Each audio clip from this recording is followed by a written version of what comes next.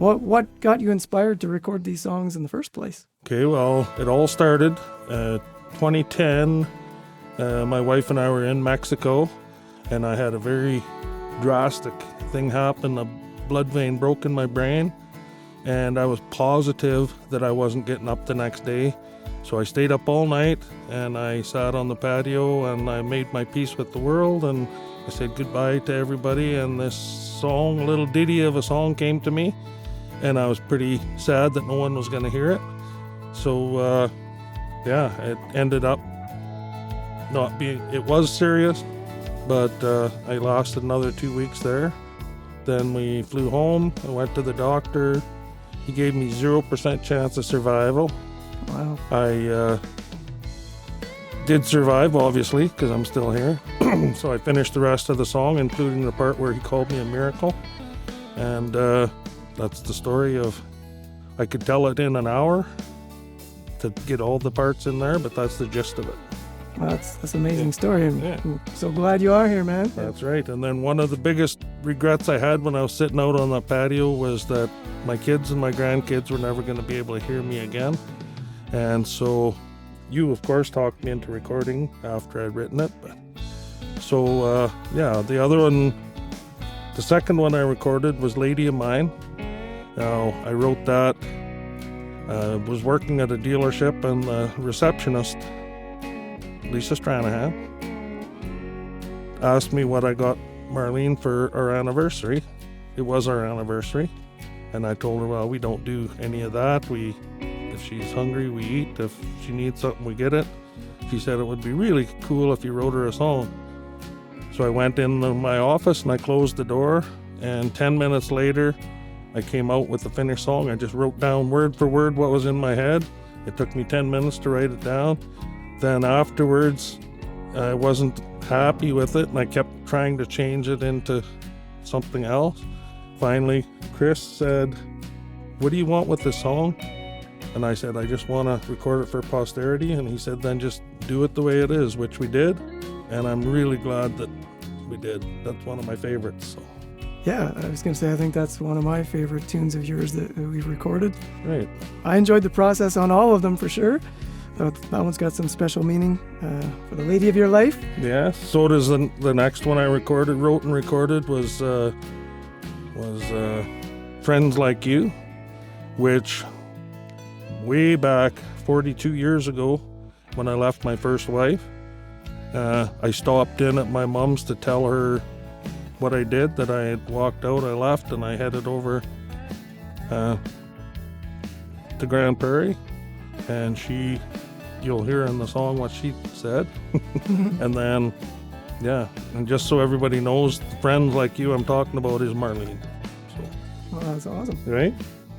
Cool thing is I have heard some of these stories. For those of you who don't know, Brent and I play in a band together, and we often take long journeys and come home very late at night. Mm-hmm. So I get to hear a lot of these stories while we're driving home from the gig, but I think it's good to, just like your songs, record this stuff for posterity, Plus, Chris has been here from the very start of my journey. He's the one that talked me into recording. He's the one that's done all the recordings. He's most of the music in the background. He's the videographer in the last 5. The first 4 are a little different. We actually recorded those just audio. And then my son Brady got a big fancy computer and wanted something to do. So we set up a green screen in his basement, and I just marched around, sung the songs. He put all the backgrounds in, and they're a little cheesy, but it was a really fun project, and one that I'm pretty proud of. And eventually, Chris and I are going to put different videos to them, but so far, so good. Yeah. I think it's important to have fun, in all the process, aside from, trying to have a serious work that you present to the world, to just enjoy the process. So many people get hung up on, a lot of people will never release a song because they never think it's good enough or it's not perfect enough, and then it never gets done. So yeah, I've come to the point that if I'm not happy with it, I record it anyway and move on to the next one and make it right in the next one. So you taught me that. Yeah. Awesome. Yeah. Then after that was Imagine That, I believe, right? Is that the I order? think it was the Imagine Yeah. That was next. You would know the order better because I know you've listened to these Yeah. a few times. But not in any order that we recorded them. But Imagine That was just I was trying to think all the good things in life, and tried to not be negative. And I just wrote down everything that come to my head that was good and that's not going to happen. But imagine that. Can you imagine if it did? That's how that one came about. Awesome. And then there was Dreaming of Mexico. That was a fun project. Yep. Marlene and I have been going to Mexico every year for 22 years. And then in the COVID era, the COVID pandemic, we weren't able to go. So I had all my equipment set up in the living room, which she hated. And I just played and recorded and had fun times with some of my cronies I wished we could go to Mexico. So I sat down and wrote from my heart about wishing I could go to Mexico. And then when it came time for the video, we were having troubles. And then Chris said, it's not going to Mexico, it's dreaming of Mexico. So then we had fun coming up with all these funny scenarios of dreaming of going to Mexico, and that was a fun project. Sometimes I come across that video on YouTube once in a while and I forget how funny it was and how much fun we had making it. Yeah, that's the one I've had the most feedback, the most good reviews and stuff I had was Not Right Now, which came later on, but that's the one that people remember. My son's grandfather-in-law is one of my biggest fans. I met him at their wedding, my son and his wife's wedding, and Tyler said to me, see how long it takes him to come up with Dreaming of Mexico. So he introduced me, and he goes, Dreaming of Mexico, huh? Dreaming of Mexico. It was so hilarious. You had to be there. Yeah. It was one of those, you had to be there. Our good buddy Doug was there in that video too. Yes, yeah. I've had as many of the band as I could in all of my videos. It's not always right time-wise, doesn't fit into anybody's schedule, but I had my son and my granddaughters in that video as well. Yep. And that was a fun time. And my wife, and very few that she'll be in, but I make her. Oh, Precious Memories was actually before Dreaming of Mexico. Yeah. Yep. So Precious Memories is another deep story.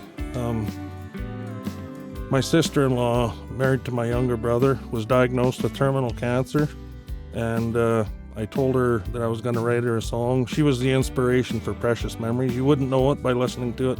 Until I tell the story, nobody really knows it.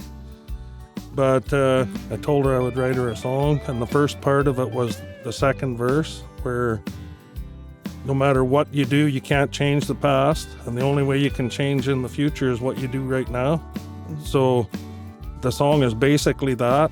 The only thing that you have any control over is what you do right now, so make sure you do the best thing to make the best memories that you can. And that's basically what that song is. It's a great message.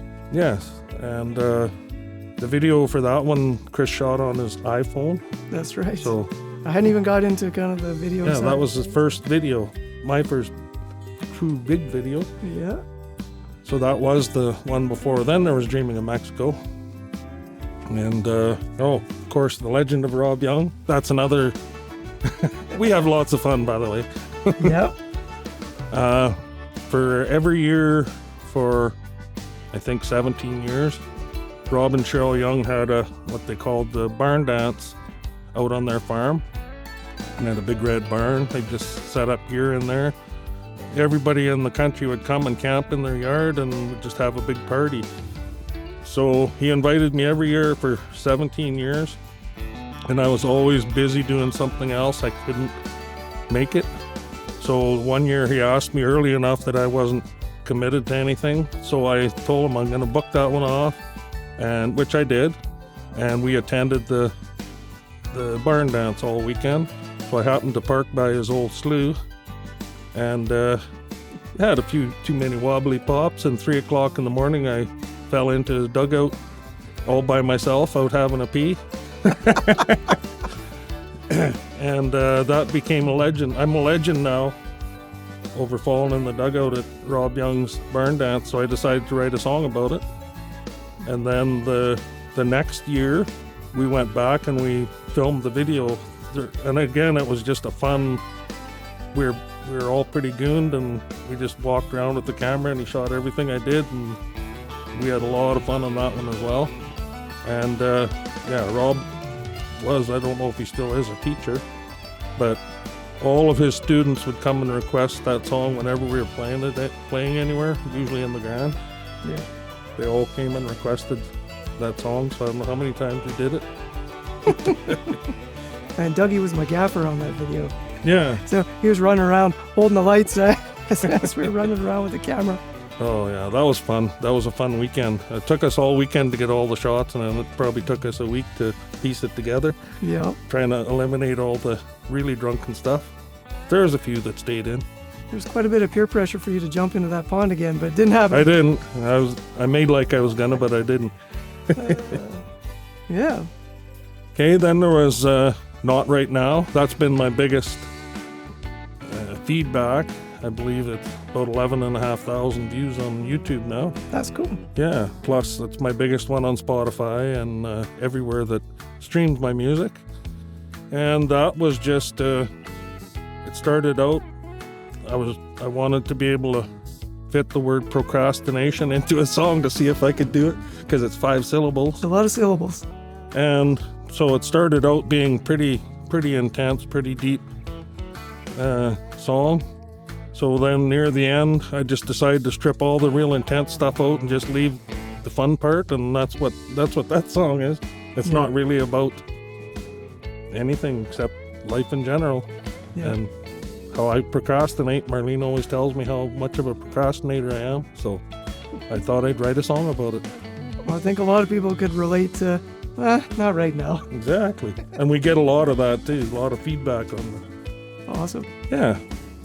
Then the last one we did was Together Forever, and that just came about because of all the rest of it, and it's all just about family, how nothing really in this world means anything other than family. Family is where it's at, and yeah, that's the whole gist of that song. Yep. We had some fun green screen adventures on that. Oh yeah, that too. Yeah, that was our adventure into the green screen. We actually had to shoot it twice because the first green screen, or more than that, I think. It was twice because we didn't use enough light on the green screen the first Yeah, time. there was all kinds of things we figured out though. Now, next time we do a green screen, it's going to be awesome. Yeah.